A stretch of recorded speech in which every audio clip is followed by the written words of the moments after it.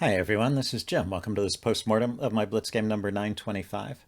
I had the white pieces and started off with e4. My opponent goes e5. I go knight f3.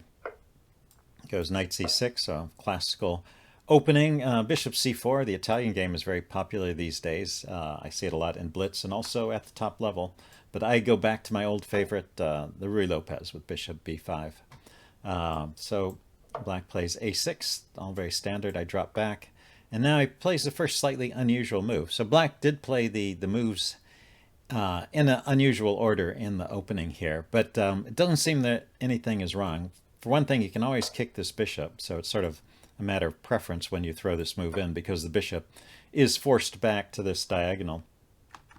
But there are pros and cons. I mean, this is also a good diagonal for the bishop, and so it's always an idea to play a move like knight to g5 in situations like this. So let's see. He just went knight f6 here, attacking my pawn. If black goes for this knight a5 idea, okay, knight a5 and grab the bishop pair, which I've seen, it's playable for black, but white, even though white loses the bishop pair, white has an advantage in development. White gets an open a file or half open a file for the rook, and quick castling and easy development. So that usually turns out well for white. So I can't really recommend that knight a5 move, but just playing knight f6 here is fine. Attack this pawn. I castle, and we are back. You can see we get back to a point where there's thousands of games played. So we haven't deviated too far. And d6, another example of a slightly rare move at this point. And well, let's give an example of what happens if white tries this knight g5. This is, when black is playing like this, is something that black should always be aware of and calculate. But it turns out that d5 is actually a good response to this. So that interferes with this attack on f7. And notice, if we back up, one of the reasons this attack is kind of annoying is there's no good way to defend that pawn. The knights are not in a position to defend. The bishop can't defend. You'll just lose a pawn here on e3. And if the queen defends, it'll block one of the bishops. So there's no good way to defend that pawn, but the answer d5 turns out to be a good answer in many cases. So you take the pawn. It's a momentary pawn sacrifice, but the knight comes here to d4, and black is going to round up that bishop and most likely round up that pawn as well. And black has a playable position. So in this position, when I played rook e1 here, knight g5 could have been played, but it doesn't yield a whole lot. So rook e1, and now we see we're back to 5,000 games once again. So we're back to the standard Ruy Lopez, closed Ruy Lopez position. I go c3, and now he goes knight a5. This is a little bit out of order too. Normally black would castle first, but no harm done here. Kicks the bishop back and plays c5. So this looks like a Chigorin variation, except that he hasn't castled, so technically it's not. It's not a named variation of any kind. Let's see, I put the d-pawn forward, he plays queen c7, and then I just decided to close things up with d5. I was a little bit worried. Because he didn't castle, I haven't played the move h3, which means that at any time the bishop could come out here to g4. And I guess I should explain that a little bit. In this position, it is possible for the bishop to come out to g4 here. But usually, well, you just play with c6 in that case, and it turns out to be all right. The knight maneuver is going to come over here and chase that bishop away. The only time you have to really worry about bishop to g5 in the Ruy Lopez is after you've played d4. You may need this knight to defend that d4 square, in which case the bishop to g4 move becomes a little bit annoying, and that's why you want to often play that h3 move.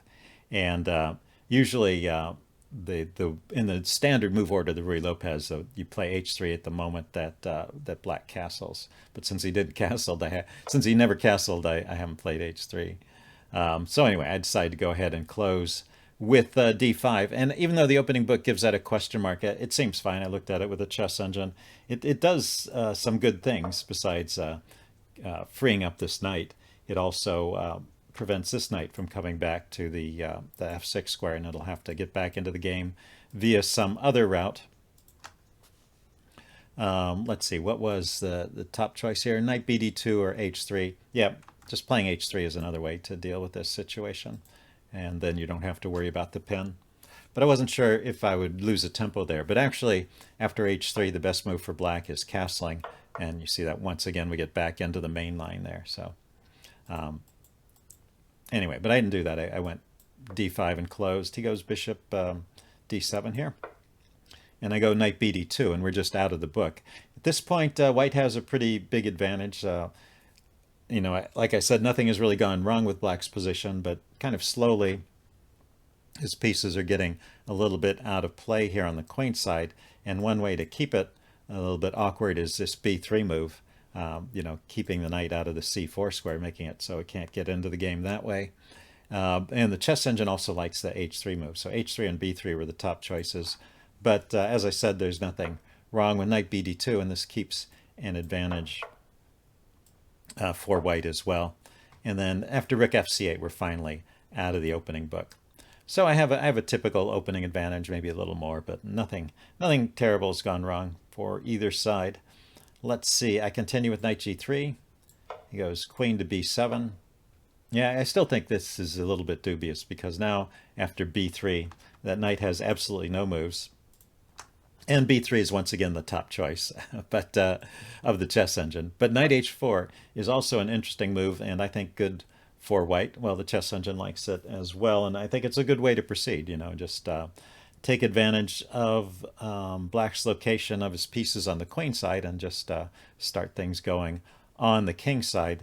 And this is often a good preliminary move, looking at the f5 square. Of course, you do have to worry about tactics here. So there's a couple of interesting ideas. For example, he could try grabbing this pawn and unleashing the attack on the loose knight. But there's a kind of a cool response here. You just take that knight, and if he dares to grab this knight, you have the move queen to h5. Queen to h5 is hitting the bishop, but it's also threatening the take on h7. And, well, even if that's not an immediate mate, that's a devastating attack. So this is just winning for white.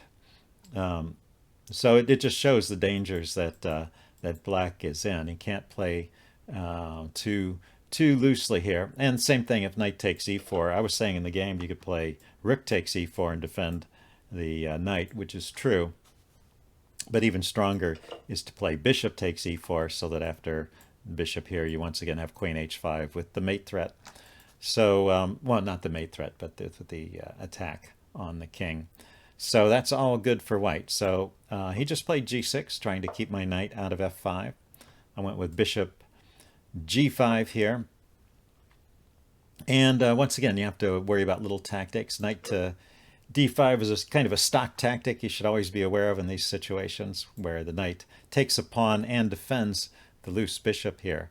And but in this case it doesn't work. I calculated this out during the game correctly. He takes, and then I can just grab the pawn, so I get my pawn back, plus I've weakened his center here, and I'm kind of breaking through. So this is actually really good for white.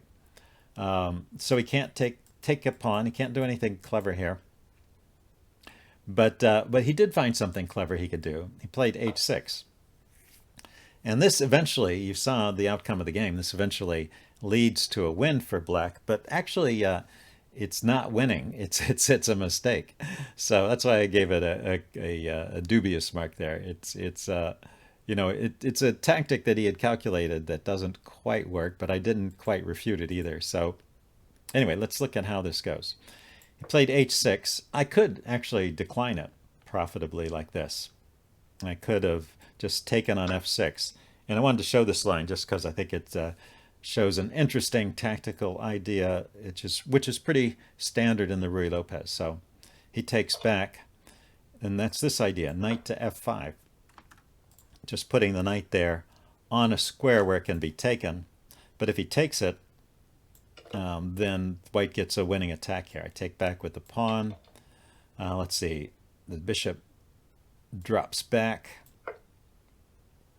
The queen comes out to h5, and let's see, plays f6, and then the rook comes to e4. That's just a line. I mean, there were other alternatives there. This was best play for both sides according to the chess engine.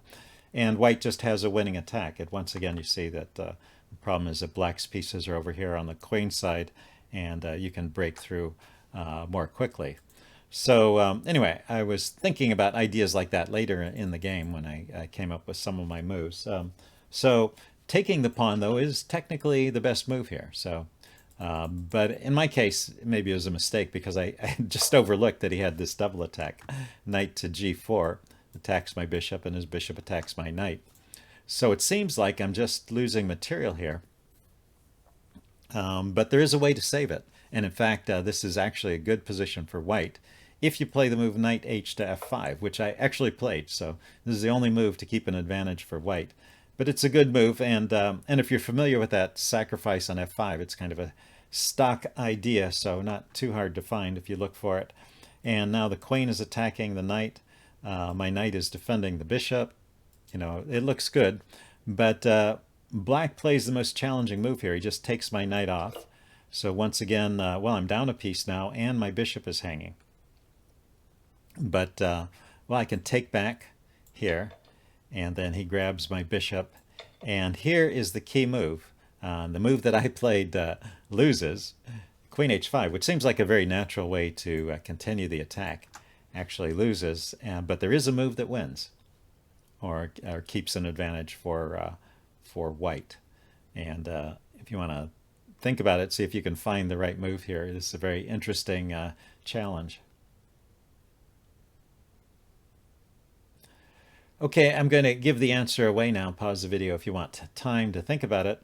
And it's a position that's not easy to crack, so you should definitely take some time to think about it. But I'm going to give the answer away now. It is queen to d2. So it's attacking the knight, which, you know, queen h5 was also attacking the knight. But, well, from this square, there were two ways to attack the knight, queen d2 or queen h5. Actually, queen c1 attacks the knight too, but it's not as strong. The queen on d2 also is defending the d-pawn, which keeps his queen from coming into the game for a move or two. So how does he defend here? If he just defends with the king like he did in the game, this is a line that actually loses immediately. So f6 check. Say he takes that one way or another. If he takes with the king, he loses the knight, and I'm starting to get my material back. But if he takes with the bishop, he also loses material because I have knight h5 check. And now you see I've got, you know, the bishop, I've got the queen, and I've got the knight, and then the rook is ready to swing in as well. And I'm winning material. I'll win the knight or the bishop, or maybe both, because the king has to move away and can't defend them. And my attack continues. So that is just completely winning. So after queen d2, the move that keeps the game going is bishop takes f5. He has to give material back. I take, and then he can either keep trading here, or he can drop back and defend the knight. But at this point, his king is open. I have, well, actually, he's still a piece up, isn't he? But the piece up that he has is this knight over here, which is not getting into the game anytime soon. And the chess engine gives this as an edge to white, although maybe not completely winning. So, but an advantage to white. Anyway, so I just thought that was very interesting, and I wanted to show that stock tactic in the Ruy Lopez. Okay, so I continued with queen to h5, and sadly this loses. If you compare it to the other line, what's happened here is after king g7, you know, I can still push the pawn forward. I did, in fact, and he takes. But what's lacking here is the move knight to h5 because my queen is in the way. So that's why this line didn't work. You know, I tried knight to f5, but this is just not as good. You know, I get as many pieces as I can here, but he has, well, he can trade off my bishop, and he has just enough time to bring his rooks in. So I'm just not fast enough anymore. And, well, I tried for a while. But As you can see in this final position, when I resigned, he's still 2 pieces up. This knight is still out of play, but he has an extra piece over on the king side. His king is well enough defended, and he's gobbled up some pawns, so it'll be a pretty easy win at this point. So after he defended with the rook, I just didn't see any reason to continue here, and I resigned. Anyway, interesting game. Hope you guys enjoyed it, and I will see you again soon.